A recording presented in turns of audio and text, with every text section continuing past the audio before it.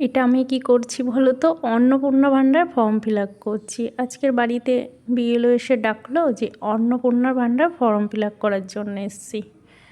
একদম আমার গেটের সামনে এসে ডাকলো। এটাকেই বলে দুয়ারে সরকার। কেন একদম আমার গেটের সামনে এসে করে দিচ্ছে কাজটা। আর এখানে দেখো আমার সমস্ত ডকুমেন্টস ওনাদেরকে দিয়ে দিলাম। Aadhaar card, I card, PAN card, ব্যাংকের অ্যাকাউন্ট নাম্বার, স্বাস্থ্যসাথী কার্ড, আর কি আমার যা যা ডকুমেন্টস ছিল আমি সবই দিয়েছি, যেহেতু আমার নামে ফর্মটা ফিল আপ হবে।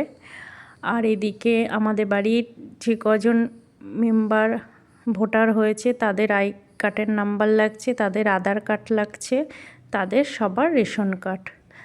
আর আমাদের বাড়ির 4 জন, যেহেতু আমরা 4 জন, আর আধার কার্ড জেরক্স করে জমা দিতে হচ্ছে, রেশন কার্ডটাও জেরক্স করে জমা দিতে হচ্ছে, আর আমার ডকুমেন্টস সব জেরক্স করে জমা দিতে হচ্ছে।